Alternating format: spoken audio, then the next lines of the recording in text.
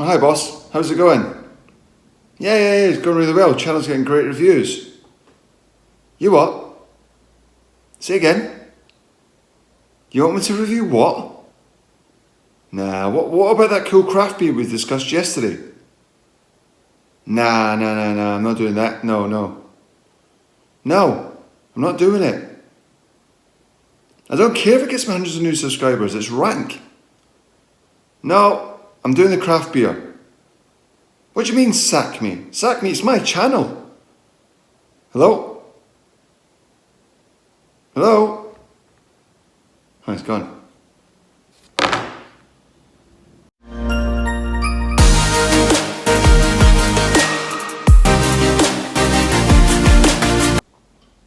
Hi guys and welcome back to the channel. This week we're supposed to be reviewing a really new funky craft beer that's just been coming out into the UK, and I was so looking forward to that. But unfortunately there was a mix-up and the powers that be have sent me this instead.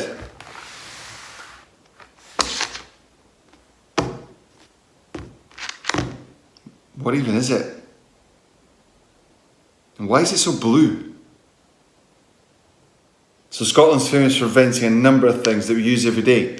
The telephone, the postage stamp, the radar.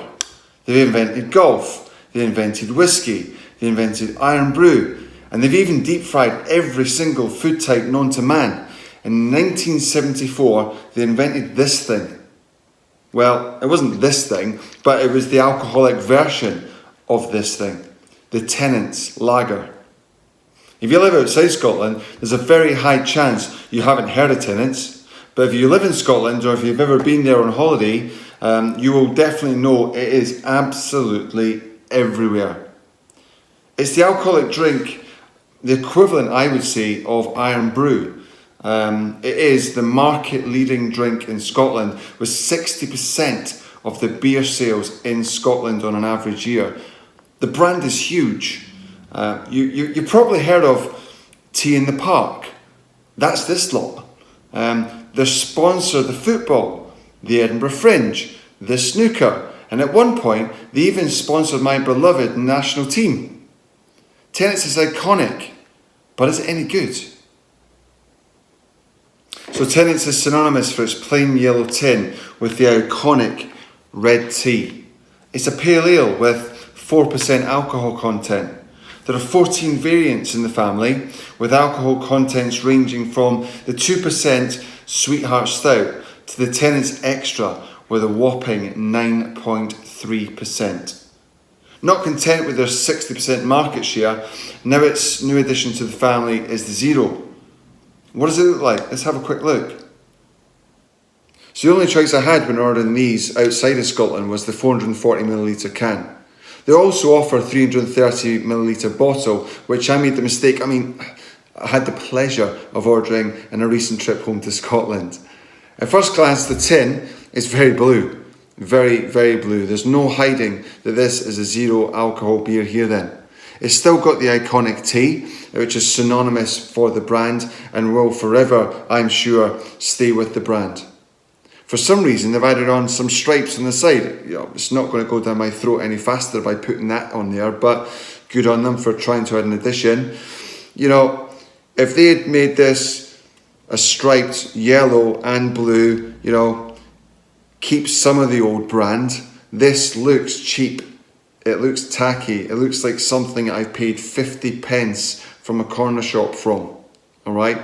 So I've freezed this a lot. I've made it as cold as I can to give it every opportunity that I possibly could. I'm probably going to lose my sense of taste after drinking this. Let's get it in a glass and see what it tastes like. At least it sounds like a beer opening up. Let's get it in here.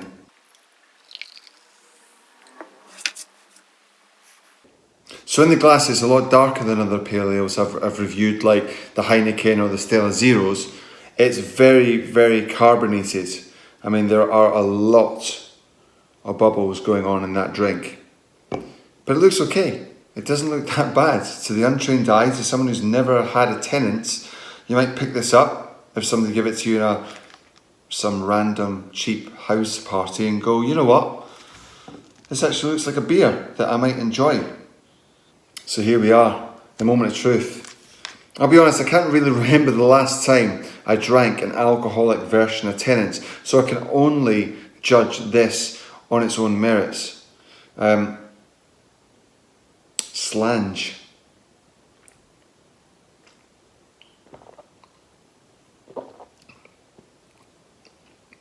It's not hoppy, it's more of a barley flavour that I'm getting coming through on this one, and that's the main flavour that's really coming through. I really don't know what's happening at the back of my mouth at the moment, but it is not pleasant.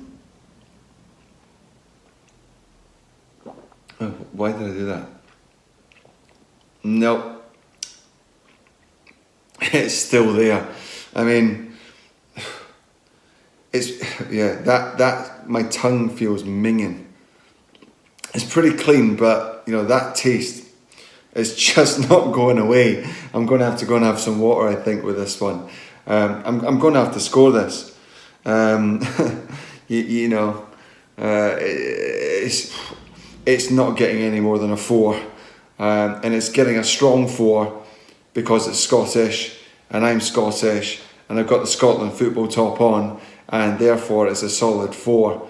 It's not like what we've had before with the Stella, with the Heineken, and even the week before that with the Guinness that scored a magnificent 9. You know what? There are some things in life that just shouldn't be tampered with. In Tennents, this was it. You've got 60% of the market share. Keep that. I cannot see you selling many of these cans in Scotland. I just don't think it's going to take on. And outside of Scotland, you know, the brand isn't as huge as it is in the national country there I'm from. But look, guys, if you like this video, hit the like button, press subscribe, and turn on the notifications for future videos. Oh my goodness, this is disgusting. For future videos that I'm going to be putting out over the next few weeks. Next week it's the Ryder Cup. Thank goodness we'll get to try 2 amazing beers. It's going to be America versus Europe. Stay tuned for next week's video.